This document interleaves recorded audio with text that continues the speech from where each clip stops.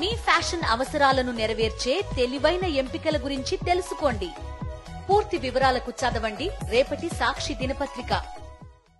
తెలంగాణలో రాజకీయాలు ఒక్కసారిగా హీట్ ఎక్కాయి. ఎమ్మెల్యేలు ఆర్కేపుడి గాంధీ, కౌశిక్ రెడ్డి మధ్య పొలిటికల్ ఫైట్ నడుస్తుంది. ఈ నేపథ్యంలో కౌశిక్ రెడ్డి ఇంటిపై గాంధీ అనుచరులు దాడి చేశారు. ఈ దాడిని ప్రముఖ ఎన్ఆర్ఐ డాక్టర్ ఎర్రంరెడ్డి తిరుపతి రెడ్డి తీవ్రంగా ఖండించారు. ఇదేం ప్రజాస్వామ్యం, ఇదేం ప్రజాపాలన అంటూ రేవంత్ సర్కార్పై ఫైర్ అయ్యారు. ఇదే చాలా దురదృష్టకరమైనటువంటి సంఘటన అండి. అసలు తెలంగాణ సమాజం ఎటుపోతుంది? కాంగ్రెస్ పరిపాలన వచ్చి, కాంగ్రెస్ గవర్నమెంట్ వచ్చి 10 నెలలు అవుతుంది.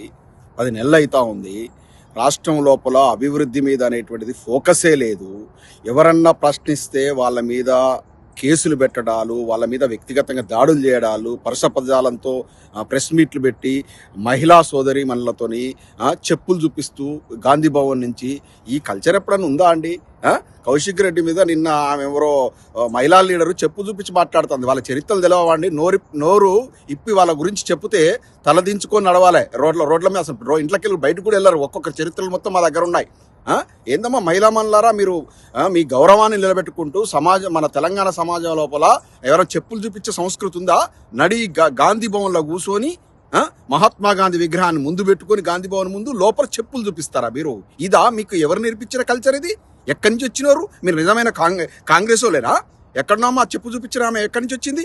నక్సలైట్ అని చెప్పుకుంది, జనశక్తి లీడర్ అని చెప్పుకుంది. నక్సలైట్ లీడర్లు చెప్పులు చూపిస్తారా? ఇది మీరు తెలుసుకుంది. పక్కనున్న ఆమె కాల్వ సుజాత, ఇటు పక్కన మీరైనా ఆపాలి కదమ్మా. భవానీ రెడ్డి గారు మీరైనా ఆపాలి కదా.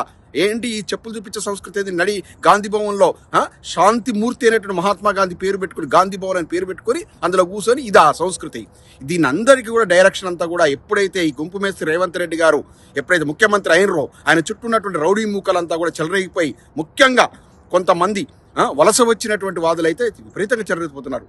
కేసీఆర్ గారి ఏదైతే ముఖ్యమంత్రి కాకమని చెప్పిండో, మా ప్రభుత్వం వస్తే వలస వచ్చినటువంటి దేశంలో ఇతర ప్రాంతాలు నేను ఒక సీమాంధ్రుల గురించి మాట్లాడలే, ఎక్కడెక్కడి నుంచి వలస వచ్చిన వాళ్ళందరూ కూడా కాలికి ముళ్ళు గుచ్చుకున్నా కూడా పంటి నోటితో తీస్తా అని చెప్పాడు. అట్లాగే చూసుకున్నాడు. 10 ఏళ్ళు ఎంత ఆయన యొక్క టీఆర్ఎస్ పాలన, బీఆర్ఎస్ పాలన లోపల ఎంత సురక్షంగా ఉంది హైదరాబాద్ నగరం. ఏంది ఈ 10 నెలల్లో ఈ విధ్వంసం? ఏంది ఈ కూలగొట్టడాలు? ఏంది ఇక్కడ డిస్ట్రక్షన్, అక్కడ కన్స్ట్రక్షనా? ఎక్కడెక్కడ కన్స్ట్రక్షన్ తెలుసు. అక్కడ చంద్రబాబు నాయుడు గారితో ఒప్పందం చేసుకొని మోడీ కనుసనల్లో పనిచేస్తూ ఈ రేవంత్ రెడ్డి ఇక్కడ మొత్తం డిస్ట్రక్షన్, హైదరాబాద్లో మొత్తం కూలగొట్టాలి. అంటే హైదరాబాద్ మీద, నగరం మీద ఒక విధ్వంసకరమైనటువంటి వాతావరణం సృష్టిస్తే ఇక్కడి నుంచి పెట్టుబడులు మొత్తం వెళ్ళిపోవాలి. హైదరాబాద్ నువ్వు కాపాడేటోడివా? తెలంగాణ కాపాడేటోడివా? రేవంత్ రెడ్డి గారు మీరు నాశనం చేస్తున్నారు. ఒకసారి విశ్లేషించుకోవాలి, ప్రజలు కూడా విశ్లేషించుకోవాలి. అమ్మో కేసీఆర్ గారి పరిపాలన వచ్చింది, కేసీఆర్ గారితో మంచిగుంటే 4 రూపాయలు ఇక్కడ బిల్డింగ్లు కట్టుకోవచ్చు, 4 రియల్ ఎస్టేట్ వ్యాపారంలో కోట్లు గడించవచ్చు చచ్చిపోయి మళ్ళీ బీఆర్ఎస్ పార్టీలో చేరు. ఇమ్మీడియట్గా కేసీఆర్ గారు దిగిపోగానే రేవంత్ రెడ్డి గారు రాగానే మళ్ళీ రేవంత్ రెడ్డి గారి దగ్గర పోయి మన కాంగ్రెస్ కండ కప్పుకొని ఇప్పుడు నీ కాంగ్రెస్ ఓనే కాదని చెప్పి పలుకుతున్నారు. ప్రజలు పిచ్చోళ్ళ? నువ్వు కాంగ్రెస్ పార్టీలో చేరినవో లేదో కూడా ప్రజలకు తెలియదా? నువ్వు ఎవరి మీద, నువ్వు నిజంగా కూడా బీఆర్ఎస్ పార్టీ ఎమ్మెల్యే అయితే బీఆర్ఎస్ పార్టీ నాయకుల మీద నువ్వు ఇవాళ దాడి చేపిస్తావా? నువ్వు బీఆర్ఎస్ పార్టీ అని చెప్పుకుంటున్నావు కదా. నువ్వు కాంగ్రెస్లో కలిసినావు, అయినా బీఆర్ఎస్ పార్టీ అని చెప్పుకుంటున్నావు. మళ్ళీ ఎవరి మీద దాడి చేపించినావు? BRS party MLA Kaushik Reddy వారి మీద నువ్వు దాడి చేపిస్తావా? తెలంగాణ సమాజం మొత్తం గమనిస్తాను. తెలంగాణ సమాజానికి, తెలంగాణ ప్రజలకు ఆత్మగౌరవం ఎక్కువ, సెల్ఫ్ రెస్పెక్ట్ ఎక్కువ, అన్ని గమనిస్తున్నారు. మీ కర్రు గాల్చి వాత పెడతారు ఏం జరుగుతుందో. పేద ప్రజలను పాపం వాళ్ళ స్కూల్ బ్యాగులు కూడా, పిల్లలు ఏడుస్తుంటే కళ్ళలు నీళ్ళు తిరుగుతున్నాయి, వాళ్ళ స్కూల్ బ్యాగులు కూడా తీసుకొని విధ్వంసం చేస్తారు. ఆ పాపం ఊరికే పోతుందా? మీకు ఆ పాపం తగలదా? సర్వనాశనం అయిపోతారు. నేను చెప్తున్నా, ఇంతకుముందు ఒక్కసారి కాంగ్రెస్ పరిపాలనకు వస్తే సెకండ్ టైం పవర్లోకి రాకుండే. కానీ మీరు చేసే పనుల వల్ల అసలు కాంగ్రెస్ పార్టీ పూర్తి తెలంగాణ మర్చిపోతారు. ఇంకొక 3-4 టర్మ్లైనా కూడా కాంగ్రెస్ పార్టీ రాదు, అసలు రాదు. కాంగ్రెస్ పార్టీ ఉండదు. మీరు చేసే ఈ దరిద్రపు పనుల వల్ల మొత్తం సర్వనాశనం చేస్తారు కదరా. రైతుల కొంప ముంచుతారు, రైతు భరోసా అనేది లేదు ఇంతవరకు. విద్యార్థుల కొంప ముంచుతారు, విద్యార్థులకు ఇచ్చేటువంటి ఫీజు రియంబర్స్మెంట్ గురించి మర్చిపోయారు.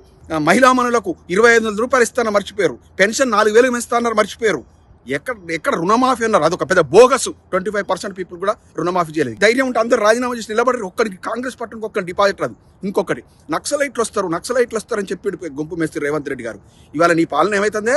బిడ్డలను పాపం 14 మంది నక్సలైట్లను చంపితే ఏమమ్మా నువ్వు అడవి బిడ్డ అని చెప్పుకుంటావు కదా మా సీతక్క. నీ స్పందనేది? నేను అనుకున్నా సీతక్క ఈ సంఘటన చూసి ఇమ్మీడియట్గా హృదయం ద్రవించిపోయి ఇమ్మీడియట్ రిజైన్ చేసి పడేస్తా అనుకున్నా. పనికి మాలిన ఆ చెత్త కాంగ్రెస్ పార్టీలో మంత్రిగా ఉంటేంది, నువ్వు లేకుంటేంది? ఇవాళ నీ స్పందన ఏంది? నీ తోటి సోదరులను పట్టుకొచ్చి కాల్చి చంపారు. ఇదా ఈ రక్తపాతం పారిస్తారు తెలంగాణ లోపల? ఏదైతే జరగకూడదో 10 ఏళ్ల నుంచి సుభిక్షంగా ఉన్న తెలంగాణ ఇలా సర్వనాశనం చేస్తున్నారు. హైదరాబాద్ నాశనం చేస్తున్నారు. రైతుల నడ్డి విడిచిర్రు. ఎవరు సంతోషంగా ఉన్నారు? ఇట్లాంటి దాడులు చేస్తే మాత్రం ఏమైనా తరిమి కొడతారు. బీఆర్ఎస్ శ్రేణులు కానీ తెలంగాణ సమాజం మొత్తం గమనిస్తూ ఉంది. ఆల్రెడీ సిపిఐ మన కూనంనేని సాంబశివరావు గారు రియలైజ్ అయ్యారు. మిమ్మల్ని ఆల్రెడీ మీ విమర్శలు స్టార్ట్ చేసిండు. మొత్తం అంత దండుగా వచ్చి సబ్బండ వర్గాలు వచ్చి మిమ్మల్ని తరిమి కొట్టే రోజులు దగ్గర ఉన్నాయి. జై తెలంగాణ.